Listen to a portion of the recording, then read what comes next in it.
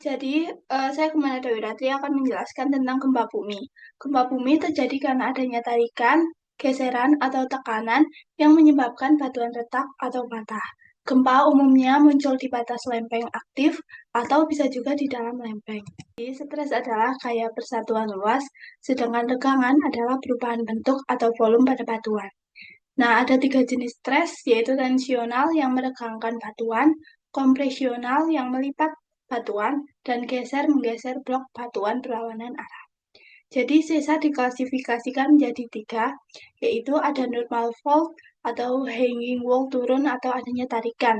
Ada reverse fault atau hanging wall naik, adanya tekanan, dan yang terakhir ada strike slip fault atau pergeseran mendatar. Oke, saya berdia akan menjelaskan tentang deformasi. Jadi deformasi itu batuan terdiri dari elastis, elastis yaitu kembali ke bentuk yang semula. Nah, eh, daktial yaitu berubah permanen setelah titik luluh. Terus getas itu adalah patah atau retak. Nah, untuk jenis deformasi itu dipengaruhi oleh tekanan pori, laju regangan, terus kekuatan batuan, suhu, intensitas tegangan, waktu, dan tekanan pengurung. Peta geologi adalah representasi dua dimensi dari formasi dan struktur geologi di permukaan bumi. Label formasi mencakup simbol simbol satu huruf pertama dan satu huruf kedua. Huruf kapital dan huruf kapital mewakili periode waktu geologis formasi tersebut. Lebih dari satu huruf kapital menunjukkan bahwa formasi tersebut terkait dengan beberapa periode waktu. Nah, dasar-dasar gempa bumi. Gempa bumi terasa di permukaan bumi ketika energi dilepaskan oleh bongkahan batuan yang saling bergeser, yaitu ketika terjadi patahan. Energi seismik yang dilepaskan ini merambat melalui bumi dalam bentuk gelombang seismik. Pelepasan energi seismik dijelaskan oleh teori pantulan elastis. Ketika batuan direnggangkan hingga mengalami deformasi getas, titik di mana pergeseran awal terjadi di antara blok-blok patahan disebut fokus. Perkenalkan, nama saya Widuri Altanuha. Jadi di sini saya akan membahas tentang faults atau lipatan. Lipatan geologi adalah lapisan batuan yang membengkok akibat tekanan di kedalaman. Lipatan memiliki poros, bidang sumbu, dan lengan. Terus yang pertama ada anticline. Anticline adalah lipatan berbentuk lengkung seperti busur atau huruf A yang cembung ke atas, lalu syncline adalah lipatan berbentuk palung atau huruf U yang cembung ke atas, lalu monocline adalah lipatan berbentuk tangga di mana batuan datar terangkat atau turun. Lalu yang keempat ada kubah adalah lipatan batuan yang mengarah ke atas dan simetris atau hampir simetris.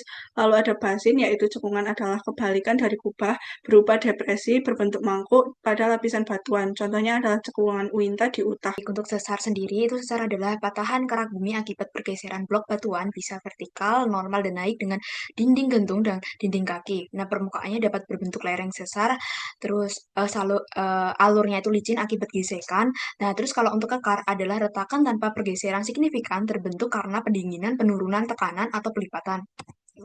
Terus habis itu ada secara normal. Secara normal itu terjadi akibat gaya tarik dengan dinding gantung turun relatif terhadap dinding kaki.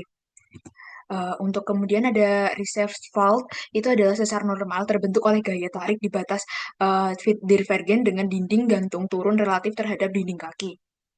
Nah, untuk sesar naik itu terbentuk oleh gaya kompresi dengan dinding gantung bergerak ke atas. Ya, sudutnya itu sekitar 45 derajat. Nah, disebut sesar naik landai.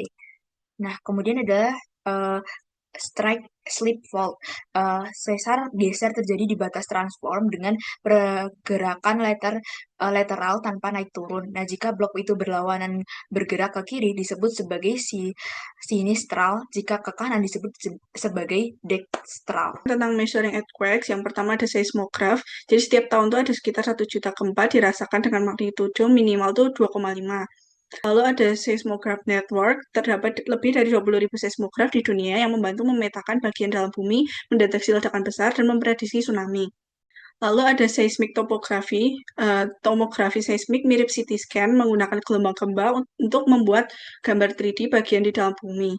SECMAPS adalah peta guncangan yang ditulis SECMAPS oleh USGS menggunakan data interpolasi komputer berkualitas tinggi. Ini ada gempa Alaska, penelitian pasca gempa mengungkap gempa megatrust di zona subduksi menjadi tonggak teori tektonik lempeng.